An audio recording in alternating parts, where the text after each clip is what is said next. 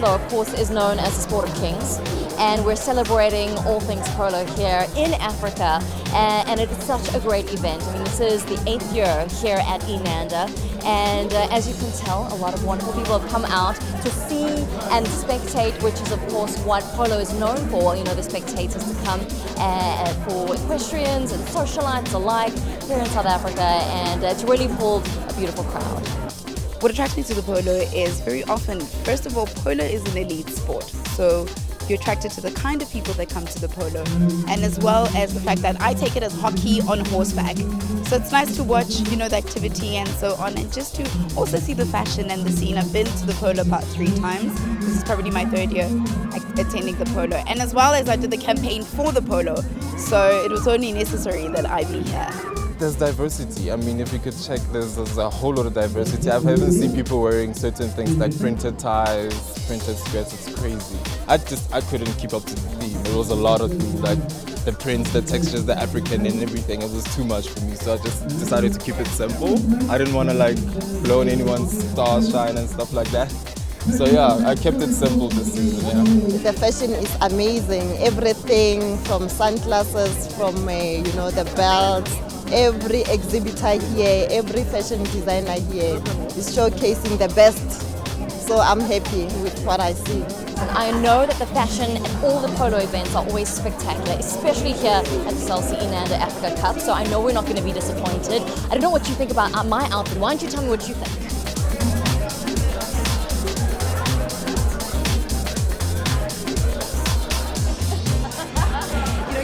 Got to make sure that you dress up for the polo, because of course, besides the fact that everyone from the best of the best, the cream of the crop of South African society is here, it's all about being fabulous and being seen.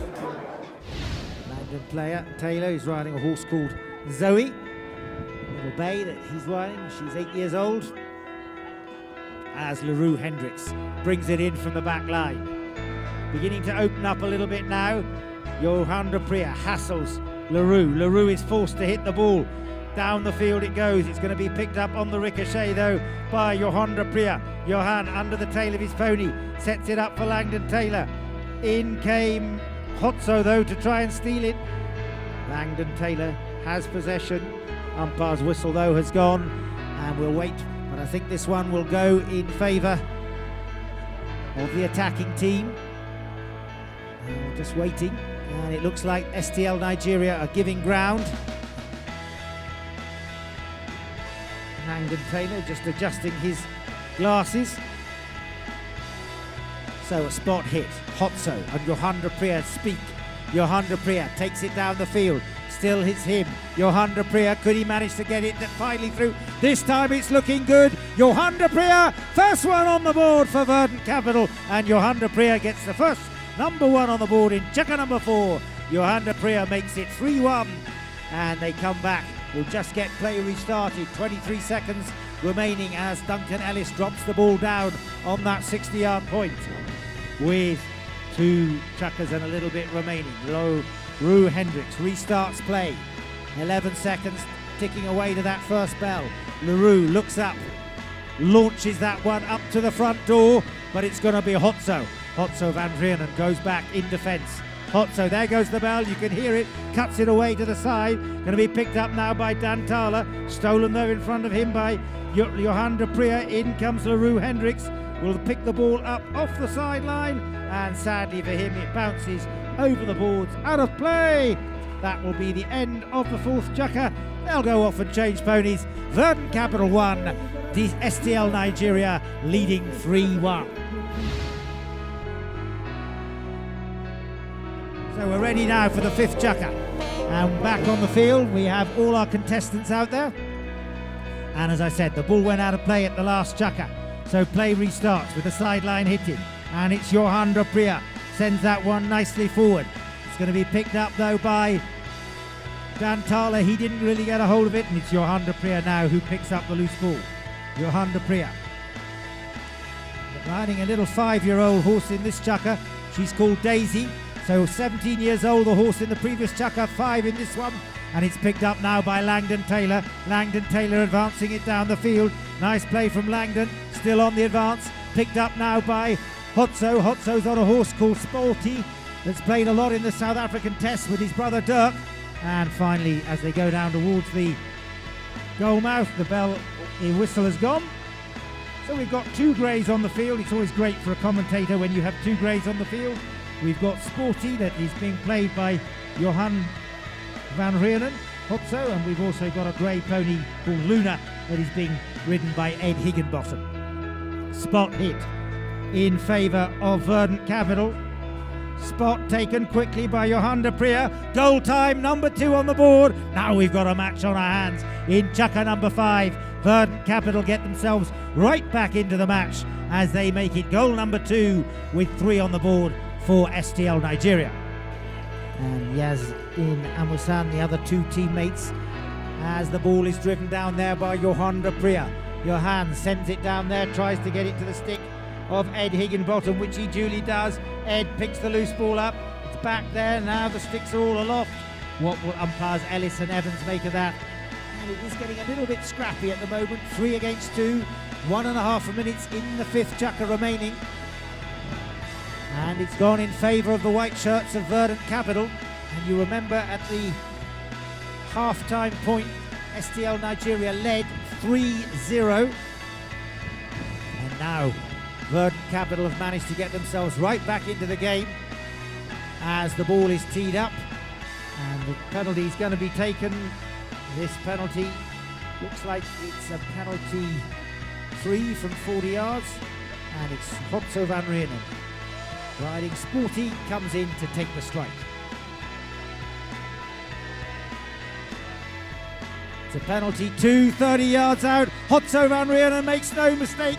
Mother Deirdre's heart does a little flutter, misses a beat as Hotso manages to put it through, and proud Mummy will be dining out on Hotso's goal for many days to come. The end of the 5th Chukka. Let's give them one final hand of applause. We've got one more Chukka to come of the 2018 Celsea Africa Cup, and it's 3 against 3, 6 Chukka to follow. We're building up to a finale.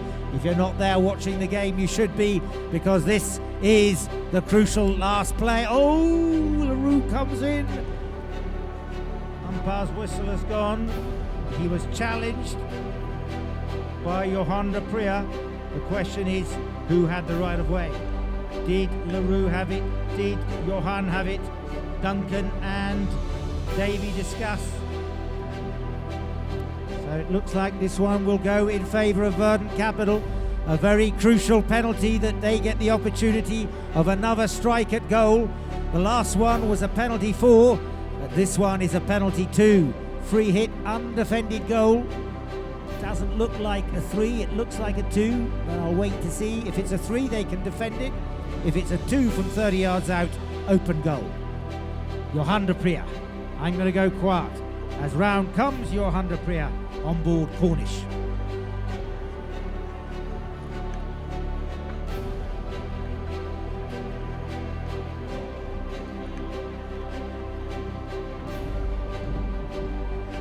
Johan shoots and he puts it through, and Verdant Capital gain the advantage. They were 3-0 down at half-time. They now move into a 4-3 lead in this 6th Chukka. What a comeback, what a game.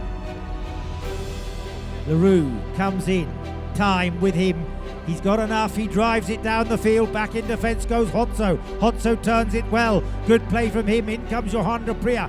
Johan takes the backhand, turns it well, but LaRue Hendricks is there. 1 minute 40 remains. LaRue is forced to play the backhand by Hotso. In comes Langdon Taylor. Langdon picks the ball up. Nice play from Langdon. Riding Spice. This is a little quarter horse as he takes it down the field, and now he loses it. It's picked up by Johan de Priya. Johan de Priya, oh my goodness, a big bump between Shea Tinubu and Johan de Priya. Umpire's whistle has gone. And I think we can predict what's going to go, which way this one will fall.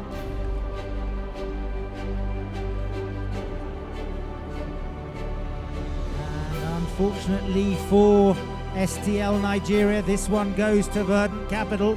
Another penalty 2. And Johan de Priya has the opportunity. Play is called. He's actually taking the spot hit. He goes down towards the flags. Goal time, number 5 for Verdant Capital. They move to the advantage as Dupria makes it goal number 5.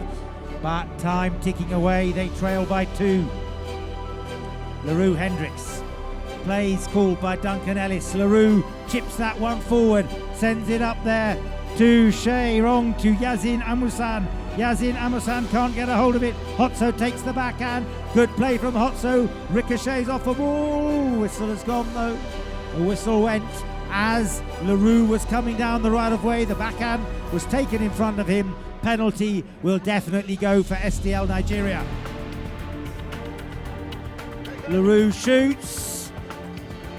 Oh, I beg your pardon, it wasn't LaRue, it was Shea Tinubu who took the strike. Shea Tinubu took the strike, he wasn't able to put it through, and he sends it up there. Good defensive work by Verdant Capital. Turning it around is LaRue Hendricks. Johan van Rienan takes it now. It's Langdon Taylor up to Hotso. Hotso will pick up the pass from Langdon Taylor. There goes the bell. The final whistle goes. Let's give a big hand of applause as Verdant Capital run out the winners of the Cell C Africa Cup for 2018 by 5 goals to 3. What a comeback.